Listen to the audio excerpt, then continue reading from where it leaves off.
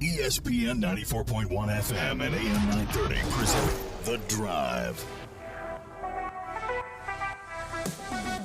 It is Monday, May 22nd, your drive. It begins right now on ESPN 94.1 and AM 930. I'm your host, Paul Swann, here until 6 o'clock. We're going to get your text in this hour, 304-396-TALK, 304-396-8255. Coming up today, my guest is going to be Chris Grassie. Marshall recently releasing the men's soccer schedule. We're going to talk about it with Chris and look ahead to the upcoming season. But until then, we'll get those texts in. Again, that's 304-396-TALK, 304-396-8255. We've got baseball action coming up tonight for you here on ESPN 94.1 and AM 930. Texas at Pittsburgh, 6:35 is going to be first pitch. We go on the air 6:10, and you can catch all Pirates baseball all season long right here on ESPN 94.1 and AM 930. On our sister station, Cat Sports 93.3 and 1340, Denver and the Lakers, 8:30 tonight will be tip-off. We go on the air at 8 o'clock. This is over. I know I'm not doing a very good job hyping this here, but unless LeBron James has got a 4-game win streak in him right now, this is over. I wanted Lakers-Celtics so bad. Instead, I'm going to get Nuggets-Heat. Who wants to watch Nuggets-Heat? Raise your hand. Anyone want to watch Nuggets-Heat? I don't. I wanted Lakers-Celtics. I want to go back to the days where they made a video game out of Lakers-Celtics. That's what I wanted so bad. Instead, I get Heat-Nuggets. How many people are going to tune into that? I'm curious. Does that really do anything for you? I'm sure the NBA wanted Lakers-Celtics as well. So you can just rule out the fix ever being in because I don't think anyone dialed up the Nuggets and the Heat for the NBA championship. On the ice, Carolina taking on Florida. That is coming up tonight, 8 o'clock. So far, so good for the Florida Panthers. It might be Florida and Las Vegas. That's what it's looking like right now in the Stanley Cup Final. Still a lot of ice time to be logged and a lot of games to be played. Something we're going to get into a little bit later on. ESPN came out with its ranking of college football's top 75 quarterbacks of the 2000s.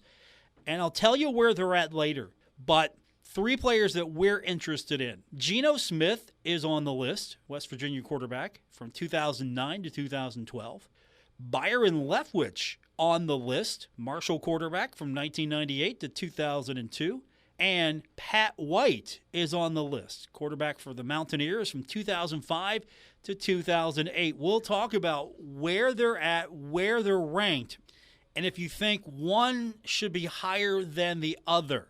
So we'll get into that a little bit later on. But that was an interesting list I was looking at. I'm still trying to break it down, but I did find the in-state guys. I was kind of curious if Byron would make the list. And, of course, since this is the top 75 quarterbacks of the 2000s, college football top 75, Chad Pennington not eligible for this one. Not eligible, but if we went back a ways, he might have made a 1990s list. I'm pretty sure he would have made a top 75 list in 1990s. But it was good to see at least there was 3 representatives from our immediate interest range on this list. So we'll get into that a little bit later on.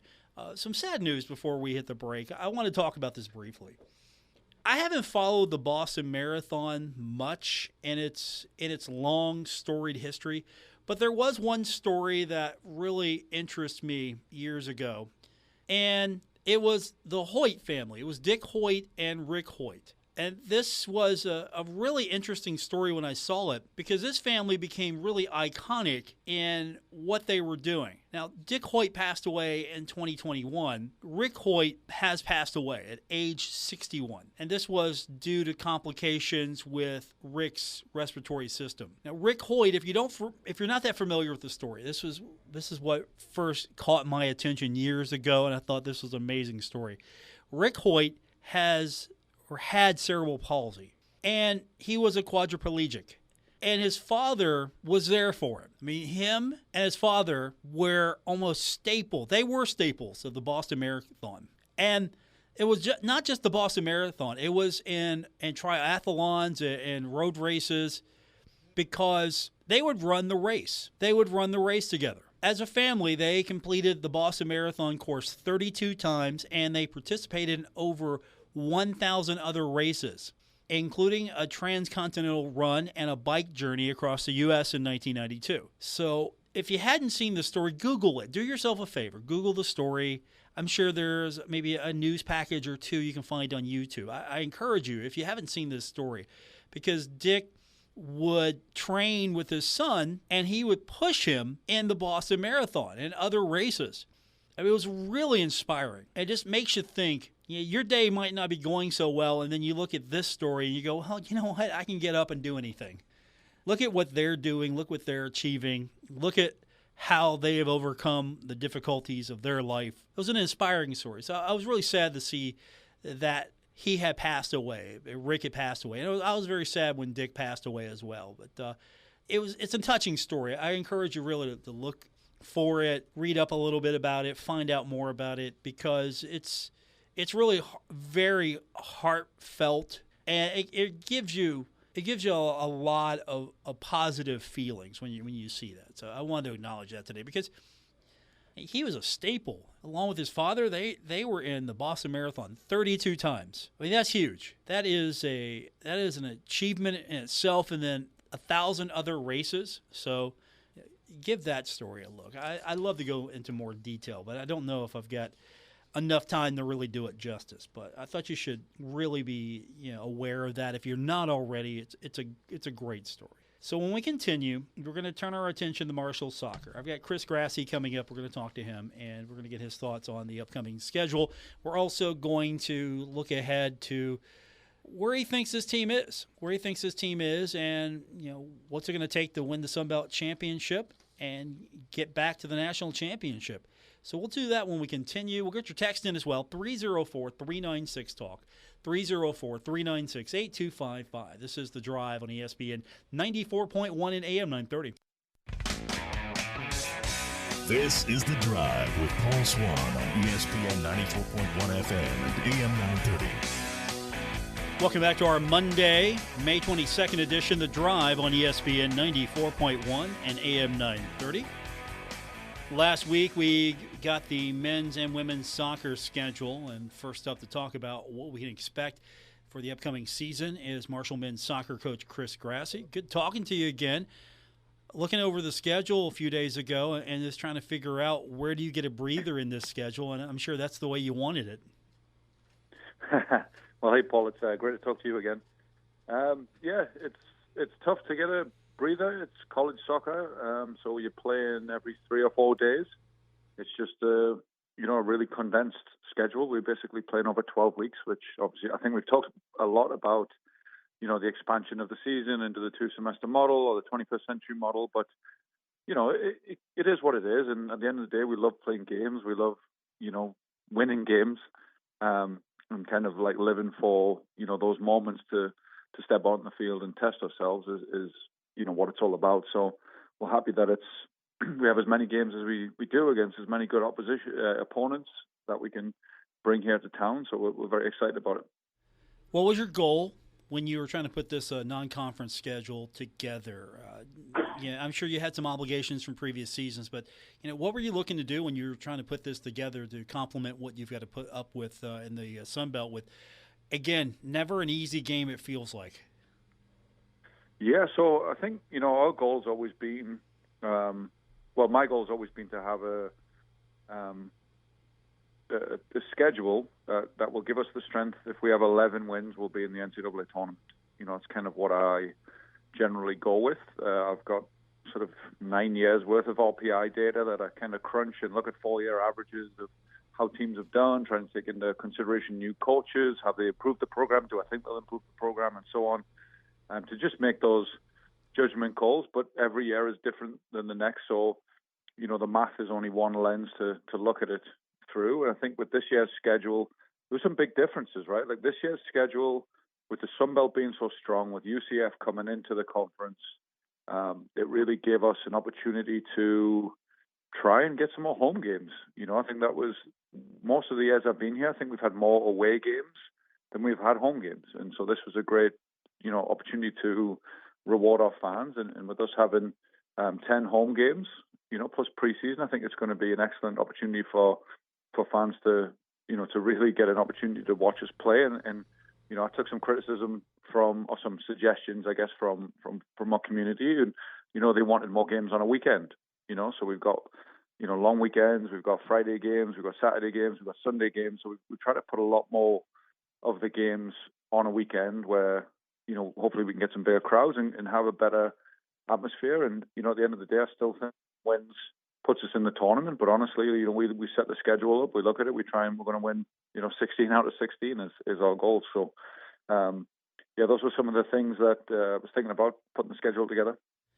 And I think the thing that really makes it attractive as well is not only is it challenging, but there's some names there that people instantly should know. I mean, you have Pittsburgh back on the schedule. That's a road game, and that's going to excite a lot of Herd fans that want to travel.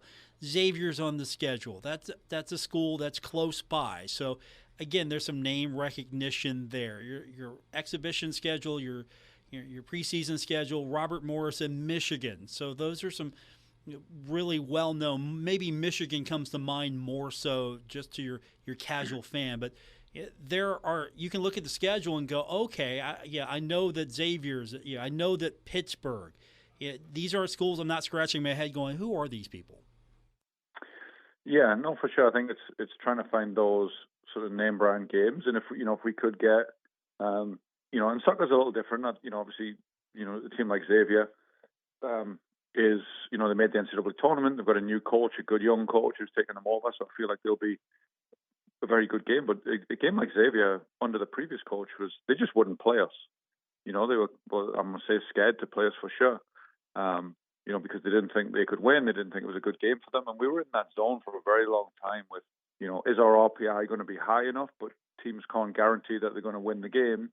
So we give them a challenge to play, and they were just a little bit, worried about playing us. But then you've got this local, Cincinnati, Columbus, even like Louisville area, like teams within, 2-3 hours of here.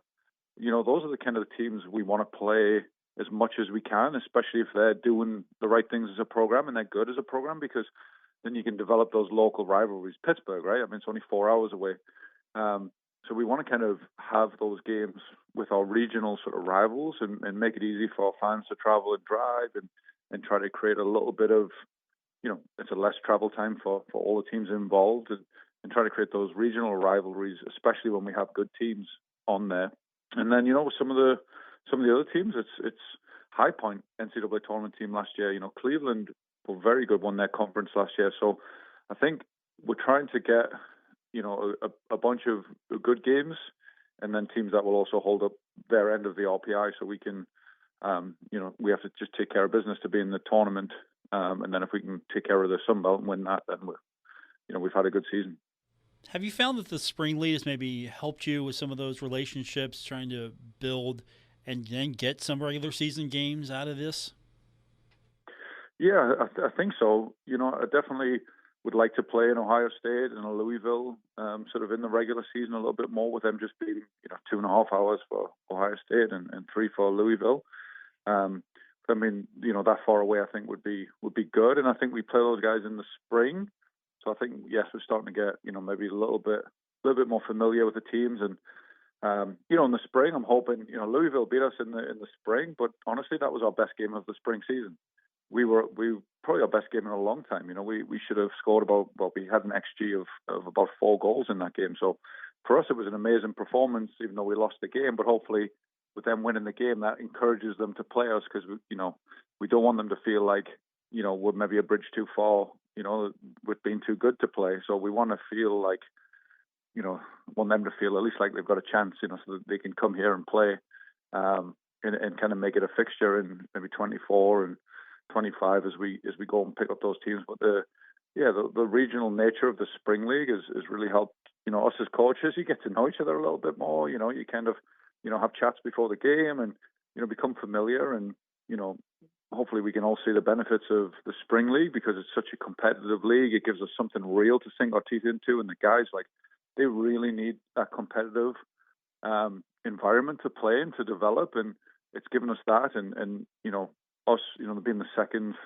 third time doing the Spring League, I think we start to feel like a little camaraderie for putting that together and making it successful. So, yeah, hopefully that helps us play games in the future. Chris Grassie is with me. The Marshall soccer schedule has been released, and there are a lot of exciting games on it. We've talked about the non-conference schedule. The conference schedule, yeah, is, as I joked with you, I don't know where you have an easy one. I think you like it that way. You have Kentucky at home this year. You have South Carolina at home. You also have UCF at home, which is going to be fantastic. And that's a great rivalry when those two programs were in the same conference together, so it's great to have them in the Sun Belt with you. And then you've got to go up to Morgantown, take on WVU, and I'm sure you always I don't know if you circle games, but that's one I think a lot of people circle just because it's been so competitive and so fun. Yeah. No, that's a great game, and no, I don't really circle games. We play so many in such a short space of time that it would be difficult to pick out. An important one is Kentucky more important than WVU, vice versa. But any conference game is going to be tough. I think the WVU rivalry within the conference is an amazing thing for the state, and I think we've talked about this before. Obviously, my old assistant Strats is the head coach, and wish them well in every other game that they play, except for when they play us. And we're very familiar with each other's programs, and obviously the kids in state to each other. There's a lot of sort of brotherly rivalry going on there, which is obviously a big draw in itself. And then we have Kentucky, which is every single year Kentucky's existed as a program. They've played Marshall, and that's a rivalry within itself, and a very close one for us. And you add in the other two Power 5 teams in our conference, South Carolina and UCF, and UCF have been very good. A little dip last year, but generally a very consistently powerful program. And South Carolina, with the hire of Tony Annan, they've kind of taken steps forward, and I assume they're putting a lot of resources into the program to be good. And having conversations with Tony about how he's shaping the program, they're going to be a force. And obviously you've got the Georgia States, the Coastal Carolinas, the ODUs. The conference is just going to be tough from top to bottom. So there's not really a game. If I circled WVU, it would be too late. If that was the only game we focused on. So we think, our mantra around the office is, we're just trying to take care of conference games one game at a time. If we can, do well in the conference, the national picture will take care of itself. Chris Grassie is with me. The Marshall men's soccer schedule is out. Exciting schedule. I actually can say that, and I think we're not really overselling that. And speaking of selling the schedule, season ticket renewals and deposits are now going on until June 7th. What should fans know that maybe haven't gone through this process before and are finally ready to take the plunge and be a part of your season? Yeah, like I said before, the thing we've really tried to do, I really tried to listen to our community and some of the things that they were asking for. We have an amazing group. My wife does a great job as well of sort of spearheading the tailgate and contingent. So, we have 200, 300, 500 people who come behind the field there and tailgate before a game. And, the feedback we were getting was, can we have some more games? Can we have more games on weekends? So, this year for the same money, instead of getting 7 or 8 games, you're going to get 10 regular season games. And, we have one exhibition game on top of that, and then hopefully if we can, continue to win, we'll have more home games in the Sun Belt Conference. If we're the top seed in the conference again, we'll get to host conference tournament games here as well, with the way that our conference is set up for the playoff picture. But I think fans just need to know, the value for money that they're going to get this year is going to be, much greater than it has been in the past. And then we've really tried to listen. We've tried to listen to what the fans want in terms of when they want their games, and we've tried to make those adjustments and make sure that we can provide that. And secondly, this is the deepest, strongest squad I think that I've ever had at Marshall. Hopefully we can reach the ceiling, as my assistant Josh puts it, or we've raised the floor so high. We have pretty much 2 people competing for every position. And, with this recruiting class that we've brought in, I think we have, 5 transfers who are all, either the top scorer, top assist guy on their team, first team all conference guys, plus 8 of the guys that we bring in are youth internationals. of the new guys. And, that's not small nations. That's France, that's Portugal, that's Brazil, that's Japan. We have a really, fantastic recruiting class that we've been able to bring in over the spring. And it's going to be a new group. The Pedros and the Milos and the Vinnies and the Ollies have moved on, and this is the next generation coming to stand on the shoulders of those giants. And I think our community is something we really rely on and something we sell so much because they are just so lovely and so fantastically supportive. And I do feel like it is a differentiator for Marshall and to more schools, just how committed our community is. And it's time for the community. I'm going to challenge them. They have to get behind this team and support this team and lift this team, because for me, this team is capable of winning another national championship and capable of winning another Sunbelt or the first Sunbelt Conference championship for us. So, we've tried to provide as much as we can to the community in terms of more games and more convenient games, but, we're going to demand that they help be part of it. We've made no bones along the way of that. Our community was a big reason. We had 4,000 fans of the 5,000 capacity down in Kerry when we won it, and that was a big reason, right? We made it green, and I think we need that. We need the support. This young team, this new team, has the sky as the limit for their potential, but they're going to need our support. They're going to need the community support. So there's a little bit of an enticement, a little bit of a challenge. Speaking of that new class, I don't think we've spoken since you picked up a couple of additions.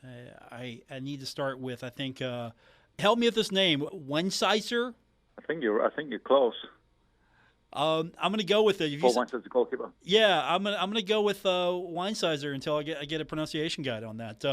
I don't think we've talked about him since we spoke last, and you made that announcement on Twitter as well. And you mentioned you have depth at each position now. What does Weinsizer bring you? So he'll be a goalkeeper. He'll be a young goalkeeper for us, Paul. I think he's one for me the goalkeeping position. Obviously, we had Gabe Sittler, who's going to be a fifth-year senior, and he's such a leader for us, and he knows the program inside and out, and he's been able to step in. But we had sort of Dan Rose, who's an Irish international, so he joined us in the spring, but he's been a little bit injured, with the he's been a little bit injured with some injury that he picked up here when he first started training the first week. So having him back is going to be good. So he played for Ireland under 21s. He's a proper international goalkeeper. Was at Man City, then Everton, then Schalke. So he's had some big name teams. And then Gabriel Perrotta is a 4-year starter from UNC Wilmington. First team all conference. Sort of was top 5 in the nation the last few years with goals against, shot stopping average, save percentage. So he's got 1 year remaining. So I think it's great with Dan being, Dan's going to be a true freshman. And obviously has a lot of experience having played for Ireland under 21 internationals. But, Gabriel has that college experience, a little bit older. He's also a Paraguayan international goalkeeper, played for the Paraguay under 17s in the World Cup and the under 20s from Paraguay. So we got two, really, really strong goalkeepers with great resumes. And, they'll be battling it out. So, that's really good there. And Paul is somebody we see as a project who can develop, and we'll see how this year's battle goes, and then Paul will be able to hopefully be in a position to step in after that. Chris Grassie is with us. Any exciting new developments with the stadium that you can tell us about? I know there's always something new happening, and I don't know if I can keep up with all the things that keep popping up. Yeah, I know you're still lobbying for grass. I'm there with you, hoping you get grass eventually, but there's going to be, I'm sure, some upgrades that maybe you can talk about, if not now, later. Yeah, I mean, it's for me, and for what people need to know is, with Christian and Deborah coming in, and obviously Brad Smith as the president, the pace of development has been fantastic. We're slated to be part of the All M campaign, and we are going to be making big improvements to the stadium. We're hopefully going to be adding some nice seats and some skybox type things and scoreboard, and that'll all be coming down the road. And yes, we have a commitment to get to grass. And every time I talk to Christian, he's trying to come up with another solution to get us some training fields if we're going to go to grass. And so it really is amazing. I mean, they're so supportive of basically just trying to make our dreams come true for the way us coaches see our programs and the things that we need. And, for our program, they understand we compete in what's essentially a Power 5 conference. And, we're a little bit in that race, but they want us to be the best in the country, and they want to support us to do that. And growing the stadium and, changing the grass is all part of that. And they've been sort of fully on board and fully supportive and, fully committed to coming up with new ideas. And, as we get into this All-M campaign and we really start fundraising, they've made me feel like we're a priority, and, these are the things that they want to do. So no specific updates yet, but it is moving along. We've talked about designs, and we have to bring some architects on and look at some things, and it depends which parts of property we can buy as a university and which parts we can use, and where the priorities are. Obviously, the baseball facility's been such a labor and a labor of love recently, but to see that taking shape so we can get our baseball team on campus and growing all of the programs to be nationally competitive is going to be a big thing. And for us, it's about our goal is to win a national championship every year. And there's certain things that in the arms race of college athletics and college soccer that you kind of need to have to be able to compete. And although we have no specific developments, I mean, Christian and Deborah have been super supportive, and I think we'll get there for sure. Ask for a big video board. Just look at the ones going to go up for football, and just ask for a big video board. Yeah, no, there's definitely plans. We just have to make sure we get the right setup here, and so there's definitely plans to get a video board in the next couple of years and get it sorted. But that's something that will happen in the near future. Chris Grassie is with me, Marshall's men's soccer coach. You want to mention your camps before I let you go, because I know those are coming up. Yeah, we've got, I think part of our engagement with the community and basically our favorite thing is running the kids camps, and seeing that next generation and seeing all those little kids running around in green and white shirts, or the camp shirts is amazing. So we have 2 day camps this summer right now. We've got June 5th to the 9th, so coming up here quite soon, and we run that in conjunction with the women's program. So boys and girls are welcome to come. Basically looking for pre-high school ages, so probably all the way from 5 all the way up to 13, 14. And then, we have another camp July 17th to the 21st, and those both run from 9 a.m. to 12 p.m. And you'll get to work with our players, our coaching staff, the women's players. It'll be a really fun event. And obviously, my dad will be around as well, giving out chocolates. I like it. And give it out chocolates. So how does that work between Hoops Family Field and the Shawnee Soccer Complex? How does that work, that split? Yeah, we try and again offer. We had a lot of requests, from people in Charleston who wanted to run.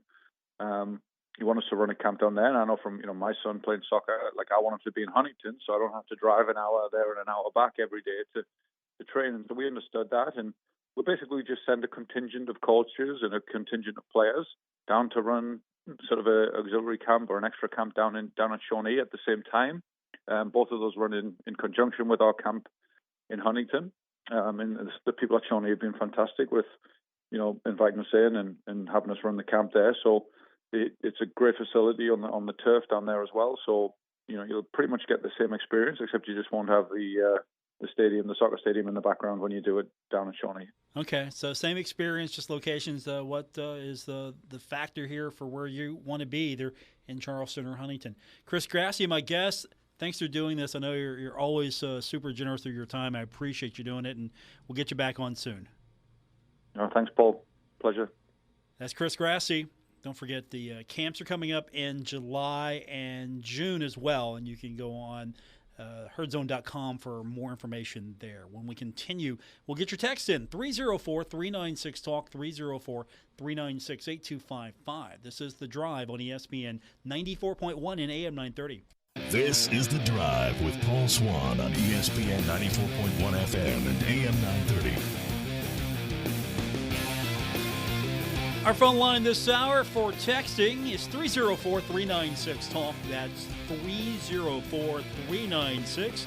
8255. Welcome back to The Drive on ESPN 94.1 and AM 930. ESPN has come up with a list trying to rank college football's top 75 quarterbacks of the 2000s.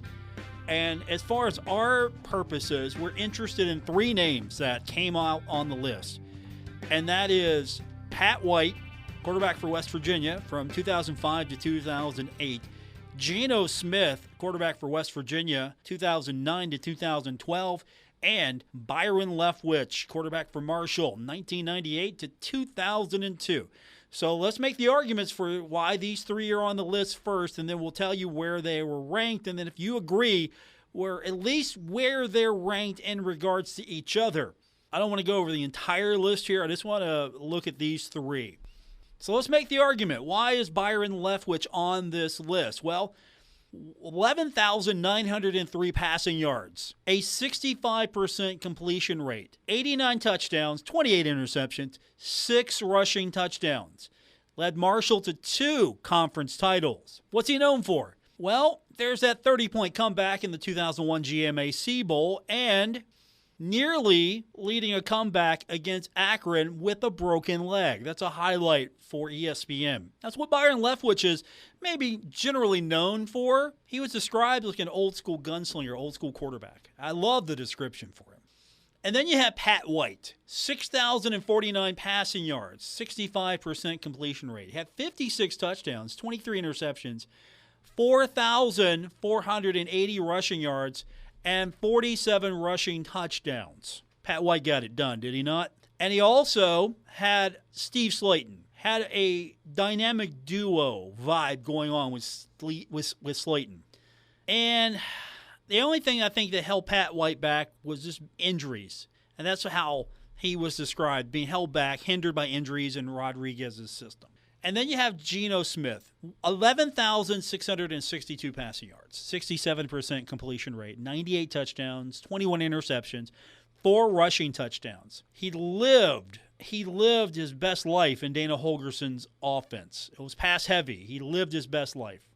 He led WVU to an Orange Bowl title in 2011, produced 7 400-yard games, and basically carried the team briefly into the top 10 in 2012. These are the three that we're interested in. Now, I'll tell you where they're ranked. Geno Smith is 70th of 75 top quarterbacks in the 2000s. Pat White is 27th of the top 75 quarterbacks of the 2000s. And then Byron Leftwich, 44th of the top 75 quarterbacks of the 2000s. So, for those of you that like the Marshall versus WVU debate, I know I'm setting myself up here. Someone alert Mark right now. Byron Leftwich is better than Geno Smith according to this list, but Pat White's better than both of them. Where would you rank the three? Would you rank the three? Now, I'm not asking you to rank them in the entire pantheon of 75 quarterbacks. Where would you rank the three? Is Leftwich better than Pat White and Geno Smith? Is Pat White better than Leftwich and Geno Smith? Is Geno Smith better than Pat White and or Byron Leftwich? Which quarterback is better? Which one is the third best? Which one's the second best? Which one's the best of the three? 304-396-TALK, 304-396-8255. I know, I'm setting myself up. I'm going to get a lot of hate here on Twitter. That's fine. That's fine. It's deliberate. I know I'm doing it to myself. That's okay. I'm going to have to say Pat White, the metrics on Pat White, 56 touchdowns passing, 56 passing touchdowns, 47 rushing touchdowns. That's impressive. That's impressive. Pat White might get the nod over Leftwich if you're looking at those metrics, but boy, Leftwich was something else. Something else, wasn't he? There wasn't a guttier quarterback. You knock him down, he just come back right up at you. And of course, I think the broken leg game really cemented his legacy. The 30-point comeback in the 2001 GMAC Bowl really cemented his legacy as well. I don't know which one I'd want. If I had to pick, I'm going to have to lean Leftwich. But I can't argue with the metrics on either one of these guys. I really can't argue with that. But I think Geno Smith, he's 70th overall of the 75. I'm going to be honest with you. I think Geno maybe is a little underrated, to be fair. And if you're looking at which quarterback do you want leading you to a championship, okay, it's all on the line. Which one's my guy? Who's my quarterback? I would love to have the problem of choosing between Leftwich and White. I'm going to say that right now. I would love to have that problem, choosing between, all right, which one am I putting in? We need a game-winning drive. Which one am I putting in? I think I am leaning Leftwich. That might not be a popular decision among some, but I think I might lean Leftwich. But honestly, it'd have to be situational because if I needed a quarterback that could get me yards on the ground and could throw, I mean, sure, Pat White's my guy, but Leftwich was just a straight-out gunslinger. He's a guy that just go out there and sling the ball, and he could. I mean, if you're looking for a shootout, hey, Leftwich is your guy. If you could corral Pat White, if you could corral him, I don't know if Pat White beats you with his arm. If you could corral him, he can kill you on the ground, but I don't know if you could corral him and keep him in check on the ground. Then in a straight up shootout, I'm taking Leftwich. Now, Leftwich versus Geno Smith, that would be a fun one to watch. Let's not lie to each other. Geno Smith versus Byron Leftwich, straight out shootout, that would be a fun one. So this is going to be an interesting exercise. I'm sure I'm going to get a lot of grief on Twitter, at Paul Swann, a lot of grief. I know where it's coming from. It's fine. I set myself up for it, but I'm going to have to go Leftwich over White, but boy, if it was just, hey, let's have a good old-fashioned shootout, I'm taking Leftwich and Geno Smith. Those are probably the two I want to watch. I probably want to watch that game more than anything if everything was even. 304-396-TALK, 304-396-8255. We got more coming up. It's The Drive on ESPN 94.1 and AM 930. This is The Drive with Paul Swann on ESPN 94.1 FM and AM 930. Welcome back to our final segment. It's The Drive on ESPN 94.1 and AM 930. All right, I'm taking charge of Twitter. We're talking about the top 75 quarterbacks of the 2000s. Byron Leftwich, Pat White, Geno Smith all making the list. So I just went ahead and put it out there right now. I know I'm setting myself up for grief. Which one of these three quarterbacks would you take to win the game? If you need a quarterback to go out there and win you the game right now, is it Byron Leftwich? Is it Pat White? Is it Geno Smith? You can find me on Twitter at Paul Swann. Looking at Twitter right now. Yes, I see you, Mark. That's going to do it for this edition. We'll do it again tomorrow here on ESPN 94.1 and AM 930.